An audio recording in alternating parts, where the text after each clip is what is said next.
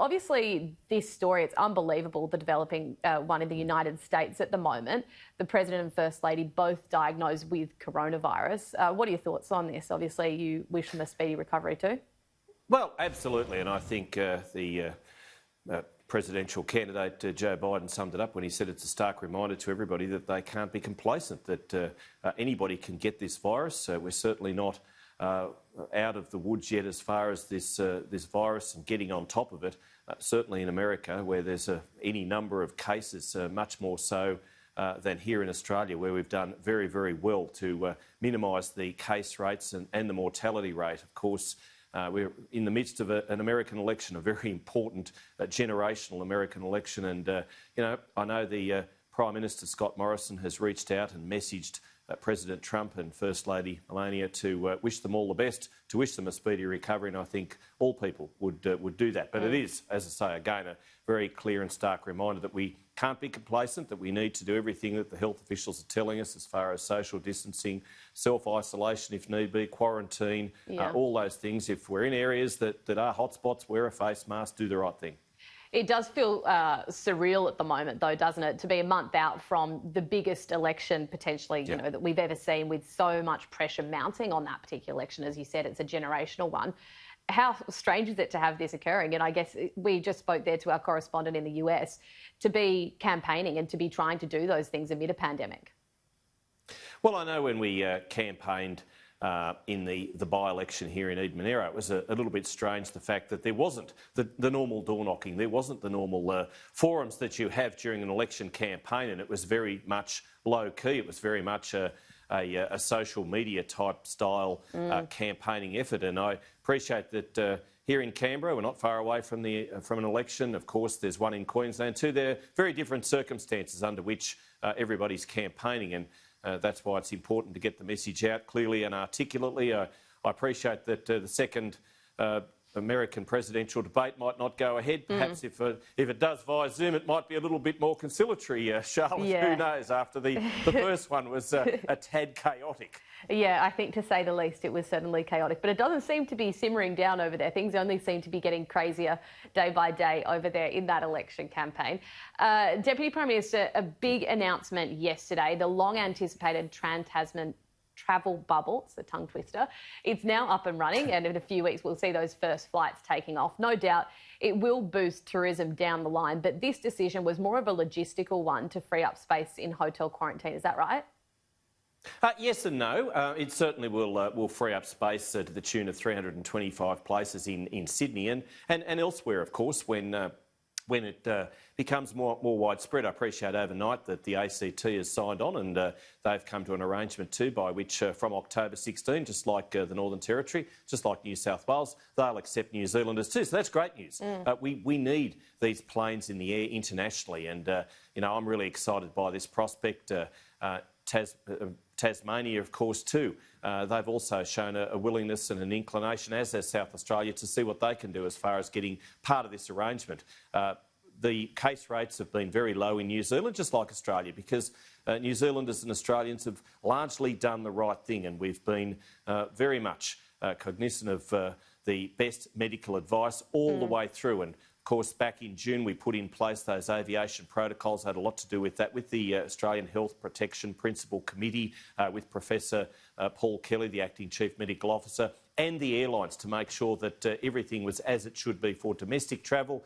We've put on the table more than $1.3 billion of support for our domestic and regional airline services, but we need to open up our borders.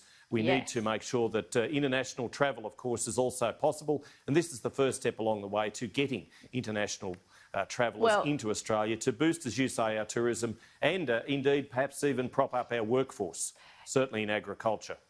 We'll get to the agricultural workforce in a moment, but you did touch there on borders. The Queensland Premier Annastacia Palaszczuk announced yesterday that the border would be reopening with New South Wales. The New South Wales Premier... Yes, from November 1, correct. The New South Wales Premier Gladys Berejiklian was very quick to throw cold water on that. She said it really wasn't an announcement, it was just that same 28 days without community transmission that she had always says. Now, that 1st of November date, it is conditional on the fact that New South Wales cannot record a single case of community transmission between now and then. Do you think that that's realistic? Because the Premier of New South Wales has said consistently that that benchmark is too high. Well, Gladys Berejiklian was a little blindsided by the announcement because she heard it via the media. Appreciate that Queensland has an election on October 31 and lo and behold, opening the borders the very next day. Some might say that's not a coincidence. It is a political decision taken by Annastacia Palaszczuk. I mean, I come from Wagga Wagga and I can't travel, and we haven't had a coronavirus case for some time. In many cases in regional New South Wales, haven't had a coronavirus case at all, and yet those people are banned from going to Queensland unless they've, of course, been, say, in the ACT or somewhere where it isn't considered a hotspot for 2 weeks prior to travel. Do you think it's unrealistic? This is just ridiculous. Do you think it's unrealistic that New South Wales will last 28 days? Well, let's hope that New South Wales can last 28 days, but it's a big ask. And you look at tourism in Cairns now, Brisbane to Cairns, it's further than Brisbane to Melbourne, and they haven't had a case in Cairns and surrounds for a long time, and in some cases in regional and northern Queensland at all, and yet they are being unfairly prevented from having tourism at a time when it's so critical for those small businesses to be opening up not only domestically but now indeed to New Zealanders. Yeah, I was actually one of the very lucky few that got from Sydney to Cairns for the 3-week window where I could and had a nice holiday, but I feel very sorry for other people. Well, it's a beautiful place. It's one of the greatest places in Australia in which to visit. Yeah, everyone wants to go there, and particularly southern staters. It does feel like we are finally getting on top of the second wave collectively as a nation, and that states are starting to open up again. But, Deputy Prime Minister, we could have a third, a fourth, a fifth, a sixth wave. We don't know how long coronavirus will be around for. What can the federal government do to stop the borders of the states going up and down consistently for the next 18 months to 2 years or however long COVID lasts? Well, it's not just the federal government. It's everybody. It's every person in Australia needs to be responsible, to do the right thing, to look out for one another, to follow the best medical advice, to download the COVID Safe app. And of course, the tracking and tracing is so important by the states to make sure that they do follow the right procedures. And if there are little outbreaks here and there, that they get on top of it and track down these people and make sure that they do go into quarantine or isolation. If we have those little flare-ups, do you think, I mean, Queensland has already shut its borders twice. Do you think that it's likely we'll see that happening every time there's a flare-up? That's simply not realistic. It's not feasible for the states or the federal economy.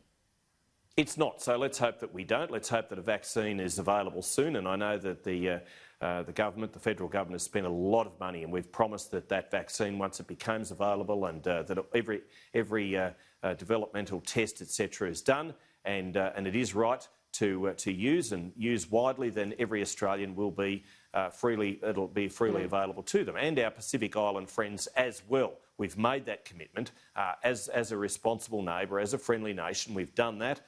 We've made sure that all the way through we've followed the best medical advice by Brendan Murphy, by Paul Kelly, by the AHPPC, and we'll continue to do that. But we can't keep closing up our borders. We can't keep making sure that one or two outbreaks in one city, in one state, are going to shut down that entire state. Regional areas have been very good, and we do thank, again, those people, particularly those regional Australians who've, by and large, done the right thing, and that's why their areas have remained relatively COVID-free. We need agriculture to be its best self. We need our resources industry to help us through this. We need infrastructure and construction, which has gone on at a pace, but we need it to continue. And next week's budget will be a jobs and infrastructure budget, and we need to be able to get those workers on the ground. We can't do it if they're locked down. We can't do it if they're shut down under very draconian rules because there's one or two cases and premiers unwilling to open up their states to the rest of the nation. There's a huge push at the moment. We have an unemployment rate that is increasing, and we still have jobs that aren't being filled in regional Australia. It's been something that you've been pushing very much so over the past few weeks, and as have others. How will the job be done if people don't move there? How are we going to actually be able to do that labour on these farms that needs to be done if we can't incentivise people to move there? And is this indicative that perhaps the pay needs to be increased? Because I know fruit picking, for example, there's a lot of discussion about that. Is the broader discussion need to be about pay rise? It's hard work, there's no question, but there's also mutual obligations by people who are collecting a welfare check. If there is a job, then they need to be able to take up that job, particularly if it's in a locality which is very accessible to them. But I say again, there are 45,600 jobs identified by the Regional Australia Institute in regional Australia right now, and they're not just fruit picking jobs. They're not just in the resources industry. They're good, well-paying jobs right across the broad spectrum of life in general, and they're available right now. Best form of welfare is a job, and so for those people on the coast who may be thinking that the surf might be more appealing, if they are collecting a welfare check, then they should think that they should do the right thing, not just by the nation and not just by our primary industries, but by themselves, because going into the hinterland, going into a regional area, even indeed another coastal area, and doing a bit of work, doing a hard day's labour, they'll get well paid for it. They'll meet new friends. I've kept saying this week, Charlotte, they might even meet the love of their life. Indeed, they might. And there are many examples. Just have a look at the Sunday papers tomorrow. There are many examples of people who found their love. Fruit picking, up a tree. Go and indeed. What a tease for tomorrow's papers. Go and try and pick a peach, and you might end up as a pear. Anyway. Oh, how lovely. God, modern romance. Deputy Prime Minister, one other topic that I did want to get your opinion on. The New South Wales government was almost plunged into a minority, with some of your National Party colleagues threatening to move to the crossbench over this very controversial koala protection policy that has gone on for weeks now. The Deputy Premier, John Barilaro, he survived a vote of no confidence in Parliament. He then took 4 weeks of mental health leave. Now, in his absence, the Coalition came to an agreement ahead of the Cabinet meeting, which is taking place on Tuesday. Do you think the National Party will have a new state leader by Christmas? Well, John's on leave at the moment, and I think we should give him that space. I don't think we should be preempting anything that may or may not happen within the National Party room at a New South Wales level. Let's give John the space to recover. Let's give him the the support and care and love that he needs to get through this situation. And I know the New South Wales Nationals will always fight hard. Well, they'll fight hard for farmers' interests as they've done so for 100 years. And they've done in this case, certainly. Pleased that a resolution has been brought about in this particular dispute. Let's get on with doing what the New South Wales government has done very, very well.